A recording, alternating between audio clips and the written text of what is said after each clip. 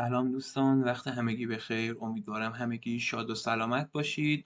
از امروز قراره با هم دیگه فصل دوم درس معادلات دیفرانسیل، یعنی معادلات مرتبه دوم و بالاتر رو با هم دیگه استارت آموزش و یادگیریشو بزنیم. خب، همونطور که در جریان هستید ما در فیلم های قبلی با هم دیگه به بررسی فصل اول درس معادلات دیفرانسیل، یعنی معادلات خطی مرتبه اول پرداختیم که اگه هنوز فیلم های اون بخش رو مشاهده نکردید میتونید با دنبال کردن کانال آپارات ما به آخرین ویدیوها دسترسی داشته باشید. بدون فوت وقت میریم سراغ مبحث جلسه امروزمون. خب، همونطور که بهتون گفتم برای دسترسی به آخرین ویدیوهای آموزشی میتونید کانال ما رو در تلگرام به آدرسی که اینجا مشاهده میکنید دنبال بکنید، یا اگه توی تلگرام دوست نداشتید ما رو دنبال بکنید میتونید کانال ما رو داخل آپارات دنبال بکنید و از آخرین ویدیوهایی که قرار داده میشه مطلع بشید. همچنین اگه در مورد مباحثی که گفته میشه سوالی داشتید میتونید به پیوی بنده به آدرس @علی رجبپور با 2 تا او مراجعه بکنید و سوالتون رو مطرح بکنید تا من پاسخ سوالتون رو بدم. خب، بدون فوت وقت میریم سراغ جلسه اول فصل دوم درس معادلات دیفرانسیل، یعنی معادلات دیفرانسیل مرتبه دوم و بالاتر. خب، معادلات دیفرانسیل مرتبه دوم و بالاتر در حالت کلی به 3 دسته تقسیم میشن که اینجا به ترتیب براتون آوردم. 1. معادلات دیفرانسیل خطی با ضرایب ثابت. 2. معادلات دیفرانسیل خطی با ضرایب متغیر. 3. معادلات دیفرانسیل غیر خطی که توی این جلسه قراره با همدیگه معادلات دیفرانسیل خطی با ضرایب ثابت رو مورد بررسی قرار بدیم. معادلات دیفرانسیل خطی با ضرایب ثابت در حالت کلی به 2 دسته تقسیم میشن. 1. معادلات همگن. 2. معادله غیر همگن که توی 2 تا ویدیوی مجزا هر کدوم از این قسمت ها رو با هم دیگه مورد بررسی قرار میدیم. خب، قبل از اینکه بریم سراغ معادلات دیفرانسیل خطی با ضرایب ثابت، بیایم به این نکته توجه کنیم که معادلات دیفرانسیل مرتبه دوم دارای 2 جواب هستن، یعنی یه دونه y1 دارن، یه دونه هم y2 دارن که به صورت y برابر است با c1 y1 به علاوه c2 y2 جواب عمومیشون نوشته میشه. c1 در y1 به علاوه c2 در y2 که اون c1 و c2 ثابت های ما هستن که حالا جلوتر خدمتتون اشاره میکنم که این ثابت ها چه چیزایی هستن و چجوری باید محاسبهشون رو انجام بدیم.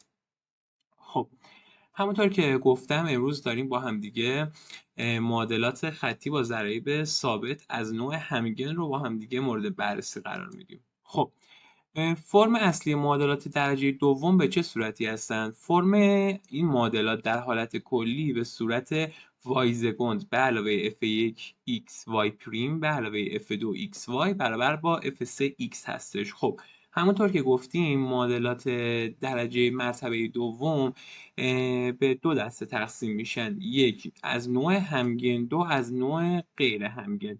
چه زمانی ما با یه معادله همگن روبرو هستیم؟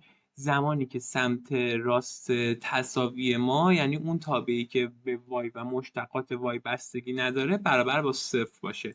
زمانی که ما یه معادله مرتبه دوم داشتیم سمت راست تساویمون برابر با 0 شد، برابر با 0 بود، میگیم با یه معادله خطی مرتبه دوم از نوع همگن طرف هستیم. اگه این سمت راست تساویمون برابر با 0 نشد، مخالف 0 بود، میگیم این از نوع غیر همگنه که اون رو توی جلسه بعدی با همدیگه مورد بررسی قرار میدیم. خب، حالا ما آمدیم تشخیص دادیم که معادله خطی مرتبه دوممون از نوع همگنه. چه کاری باید برای حلش انجام بدیم؟ باید بیایم معادله مشخصش رو تشکیل بدیم. خب، معادله مشخصش رو بخوایم تشکیل بدیم باید بیایم از یه تغییر متغیری استفاده بکنیم تا اون معادله مرتبه دوم رو به یه ظاهر آسونتری تبدیل بکنیم تا بتونیم ریشه ها رو از توی اون پیدا بکنیم. خب، این تغییر متغیری که ما استفاده میکنیم چه تغییر متغیری از این تغییر متغیر استفاده میکنیم؟ y برابر است با e به توان tx یه مرتبه ازش مشتق میگیریم، وای پریممون برابر با تی ای به توان تی ایکس میشه. یه مرتبه دیگه ازش مشتق بگیریم، وای زگندمون برابر با تی دو ای به توان تی ایکس میشه. چون معادله مرتبه دوم رو داریم مورد بررسی قرار میدیم، دو مرتبه از وایمون که تغییر متغیرمون وای برابر با ای به توان تی ایکس بود مشتق میگیریم و وای سکند رو به دست میاریم. خب حالا اینو باز من مراحل تغییر متغیرگیری رو براتون آوردم که جلوی چشتون باشه و اگه لازمتون شد سر امتحاناتون بنویسید، ولی حالا لازم نیست این مراحل رو توی همه سوالاتتون بنویسید. به طور کلی زمانی که یه معادله مرتبه دوم به شما دادن و شما میخواستید معادله مشخصش رو تشکیل بدید، بیاین نگاه بکنید که اون معادله اصلی که بهتون دادن به چه صورتی هستش. یعنی هر چقدر که وای، یعنی وای به اندازه مرتبه مشتقمون تی به توان اون مرتبه مشتق بدید. حالا باز مشکلی نداره، اگه متوجه نشدید جلوتر میریم با هم دیگه اینو بررسی میکنیم. ولی حالا اگه باز دوست داشتید این تغییر متغیرگیری رو اعمال بکنید، همین مراحل رو طی بکنید. توی معادله دیفرانسیل اصلیتون به جای وای ای به توان تی ایکس، به جای وای پریم تی ای به توان تی ایکس و به جای وای زگندتون تی دو ای به توان تی ایکس قرار بدید. بعد از یه ای به توان تی ایکس فاکتور بگیرید، ساده سازی انجام بدید، همون چیزی میشه که من بهتون گفتم. حالا باز بریم جلوتر با مثال مورد بررسی قرار میدیم. خب جواب‌های معادله خطی مرتبه دوم با ضرایب ثابت و از نوع همگن به چه صورتی هستن؟ خب ما گفتیم یه معادله دیفرانسیل داریم به صورت آ وای زگند به علاوه بی وای پریم به علاوه سی وای برابر با صفره، که گفتیم میایم معادله مشخصش رو تشکیل میدیم که به این صورت میشه آ تی دو به علاوه بی تی به علاوه سی برابر با صفر. بازم حالا اگه بهتون گفتم اگه متوجه نشدید مشکلی نداره، جلوتر سه تا مثال قراره با هم دیگه حل بکنیم. خب ما معادله مشخصه رو میایم تشکیل میدیم. خب هدف ما از تشکیل دادن معادله مشخصه چیه؟ هدف ما از تشکیل دادن معادله مشخصه اینه که بریم ریشه های معادله رو به دست بیاریم تا بتونیم بریم جواب معادله دیفرانسیل رو باش به دست بیاریم. خب زمانی که ما معادله مشخصه رو تشکیل دادیم، باید بیایم از اون معادله مشخصمون دلتا بگیریم. اگه دلتامون بزرگتر از صفر بود، دو تا ریشه حقیقی داریم. اگه دلتامون برابر با صفر شد، ما ریشه مضاعف داریم. و اگه دلتامون کوچیکتر از صفر شد، ما ریشه موهومی داریم که به مجزا با هم دیگه ازش مثال حل میکنیم تا اینا رو مورد بررسی قرار بدیم و به خوبی برامون جا بیفته. خب همونطور که گفتیم، حالا زمانی که دلتامون بزرگتر از صفر بود، دلتامون برابر با صفر بود و دلتامون کوچیکتر از صفر بود، جوابا به چه صورتی میشه؟ اینا رو حالتاشو حفظ کنید دیگه دوستان. زمانی که دلتامون بزرگتر از صفر شد، ما دو ریشه حقیقی داریم به صورت T1 و T2 نمایش داده میشه. حالا بخوایم جواب معادله دیفرانسیلمون رو بنویسیم، به صورت y برابر است با C1 e به توان T1 x به علاوه C2 e به توان T2 x، که این T1 و T2 ریشه های اون معادله مشخصمون هستن. خب حالا زمانی که دلتامون برابر با صفر شد، گفتیم ما یه ریشه چی داریم؟ مضاعف داریم. پس یه دونه تی داریم. وایمون برابر با چی میشه؟ جواب معادله دیفرانسیلمون برابر میشه با C1 ای به توان Tx به علاوه C2 x ای به توان Tx، که اون تیمونم ما میتونیم محاسباتش رو انجام بدیم. خب زمانی که دلتامون کوچیکتر از صفر شد، گفتیم ما ریشه موهومی داریم. یعنی چی؟ طبق چیزایی که توی درس ریاضیات یک خوندید، T1 و T2 مون اینجا میشه A مثبت منفی IB، که باز حالا اینا رو جلوتر با هم دیگه با حل مثال به طور کامل بهتون میگم که این A و B رو باید چجوری به دست بیارید. و پاسخ معادله دیفرانسیلمون در حالت کلی برابر میشه با y برابر است با e به توان ax در C1 سینوس bx به علاوه C2 کوسینوس bx، که این A و B رو داریم، داخل معادله جایگذاری میکنیم و جواب معادله دیفرانسیلمون به دست میاد. پس یه جنبندی کلی داشته باشیم. برای محاسبه کردن جوابهای معادله خطی مرتبه دوم با ضرایب ثابت و از نوع همگن، گفتیم اون معادله دیفرانسیلی که به ما داده بودن و باید بیایم معادله مشخصش رو تشکیل بدیم. معادله مشخصش رو که تشکیل دادیم، میایم ازش دلتا میگیریم. دلتاش بزرگتر از صفر شد، دو تا ریشه حقیقی داریم، یعنی T1 و T2 داریم. جواب معادله دیفرانسیلمون میشه y برابر با c1 e به توان t1x به علاوه c2 e به توان t2x. اگه از معادله مشخصه دلتا گرفتیم، دلتامون برابر با 0 شد، ریشه مضاعف داریم یعنی یه t داریم. پاسخ معادله دیفرانسیلمون y مون برابر با c1 e به توان tx به علاوه c2x e به توان tx. از معادله مشخصمون اگه دلتا گرفتیم، دلتامون کوچکتر از 0 در اومد یعنی ما ریشه مختلط داریم یا همون موهومی داریم. t1 و t2 مون میشه a مثبت منفیib. پاسخ معادله دیفرانسیل رو میشه e به توان ax در c1 سینوس bx به علاوه c2 کوسینوس bx. با هم دیگه بریم از این مبحث چند تا مثال حل بکنیم تا این مبحث به طور کامل برامون جا بیفته و این مبحث هم ببندیم بذاریم کنار. خب سوال به ما چی گفته؟ سوال به ما گفته پاسخ معادله زیر رو به دست بیارید. خب معادله به ما چی گفته؟ به ما گفته y سگند به علاوه 5y پریم به علاوه 6y برابر است با 0. خب ما الان هنوز نمیدونیم این معادله چه معادله‌ایه. خب می‌بینیم مرتبه 2 داریم توش، میگیم معادله دیفرانسیل از مرتبه 2 سمت راستش هم برابر با 0. پس میگیم معادله دیفرانسیل از مرتبه 2 و از نوع همگن. خب گفتیم زمانی که ما اینو تشخیص دادیم حالا باید چه کاری انجام بدیم؟ بیایم تغییر متغیر بگیریم. تغییر متغیرمون y مون رو گفتیم برابر با e به توان tx میگیریم، 2 مرتبه ازش مشتق میگیریم که به این صورت پدید میاد که y پریممون برابر با t e به توان tx و y سگندمون هم برابر با t2 e به توان tx به دست میاد. خب حالا میایم توی این معادله دیفرانسیلی که اول به ما داده بود مقادیر رو جایگذاری میکنیم، یعنی به جای y e به توان tx به جای y پریم t e به توان tx و به جای y سگند t2 e به توان tx قرار میدیم که اگه اینجا مقادیر رو جایگذاری بکنیم میشه t2 e به توان tx 5t به توان tx به علاوه 6e به توان tx برابر با 0. خب حالا میبینیم ترم e به توان tx توی تک تک اینا داره وجود داره. خب از یه دونش فاکتور میگیریم میشه e به توان tx در t2 به علاوه 5t به علاوه 6 برابر است با 0. خب بیایم از ساده سازی انجام بدیم، طرفین رو تقسیم بر e به توان tx بکنیم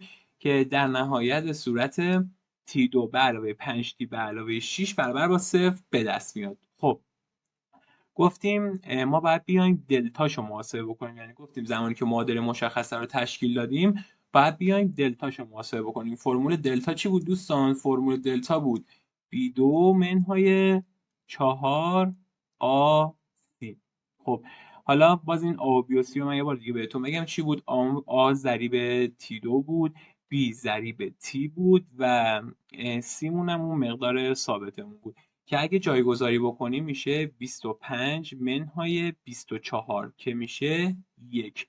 دلتامون برابر با 1 شد، دلتامون بزرگتر از 0. توی اون نقشه راهی که داشتیم دلتامون بزرگتر از 0 شد، ما یه t1 داشتیم و یه t2. خب باید بیایم از اون معادله مشخصه‌ای که تشکیل دادیم t1 و t2 رو به دست بیاریم. خب معادله مشخصمون بود t2 به علاوه 5t به علاوه 6 برابر با 0 که اگه بیایم اتحادش رو بنویسیم میشه t به علاوه 2 در t به علاوه 3 برابر با 0.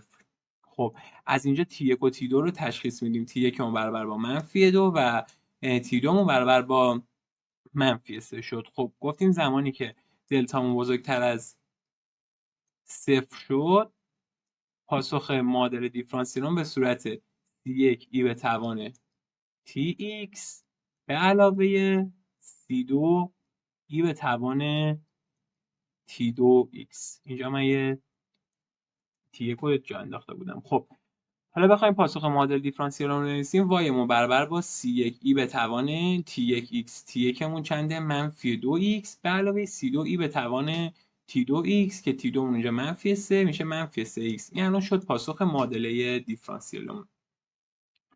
خب با هم دیگه بریم مثال بعدی رو مورد بررسی قرار بدیم. خب اینجا به ما گفته y سگند به علاوه 4y پریم به علاوه 4y برابر است با 0. خب خیلی سریع معادله مشخصه رو تشکیل بدیم. گفتیم به ازای هر اون تعداد مرتبه مشتقمون t به توان اون مرتبه مشتق رو میذاریم. اینجا میشه t2 به علاوه 4t به علاوه 4 برابر با 0. خب معادله مشخصه رو تشکیل دادیم، باید بیایم ازش دلتا بگیریم. خب از این دلتا بگیریم میشه b2 منهای 4ac میشه 16 منهای 16 برابر با 0. دلتامون برابر با 0 شد.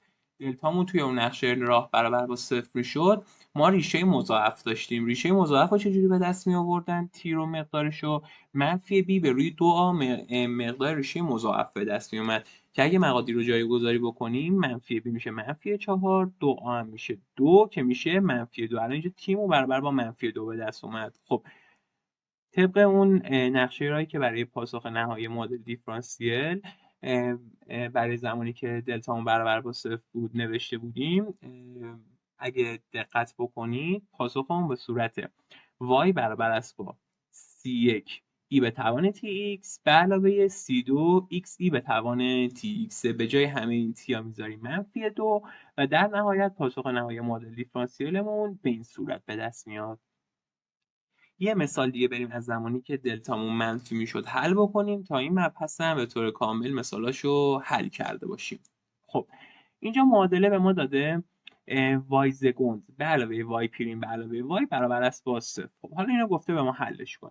گفتیم میایم سریع معادله مشخصش رو تشکیل میدیم. خب اینو بخوایم سریع معادله مشخصش رو تشکیل بدیم، گفتیم تی به توان اون عدد تی به توان مرتبه های مشتق میذاریم. خب اینجا اگه معادله مشخصش رو تشکیل بدیم میشه تی2 به علاوه تی به علاوه 1 برابر است با 0. دلتا بگیریم که میشه بی 2 منهای 4 سی میشه 1 منهای 4. جواب میشه منفی 3. دلتامون کوچیکتر از 0 به دست اومد. خب پس الان ما ریشه موهومی داریم.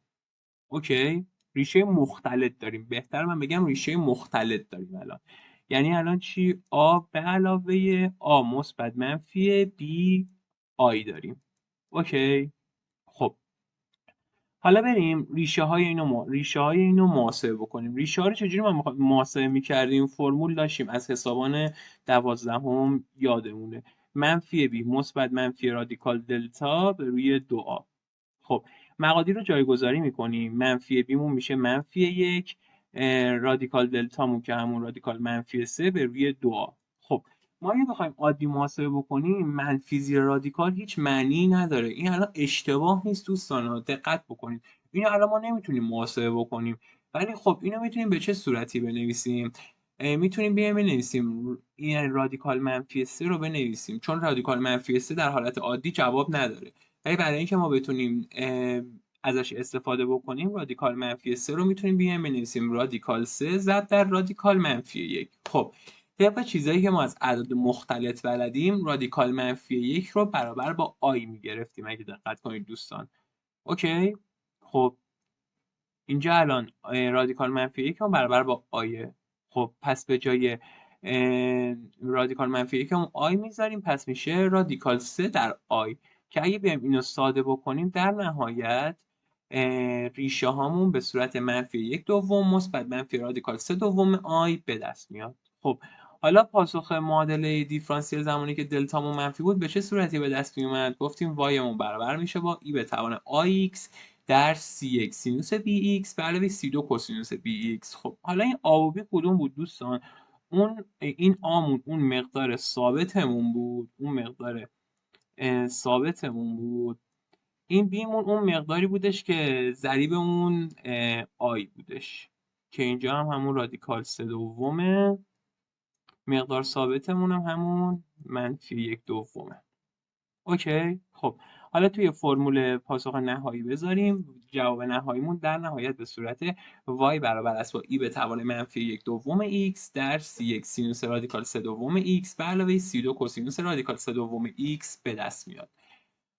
مباحث جلسه امروزمون تموم شدش. به طور کامل اومدیم جوابهای معادله خطی مرتبه دوم با ضریب ثابت و از نوع همگن و مورد بررسی قرار دادیم. از 3 تا حالت موجوده 3 تا مثال حل کردیم تا این مبحث به طور کلی برامون جا بیفته. بازم اگه جایش براتون نامفهومه میتونید به آیدی تلگرامی بنده به آدرس @sign علی آندرلاین رجبپور با 2 تا مراجعه بکنید، سوالتون رو مطرح کنید تا من پاسخ سوالتون رو بدم. همگیتون رو به خدای بزرگ میسپارم. خسته نباشید.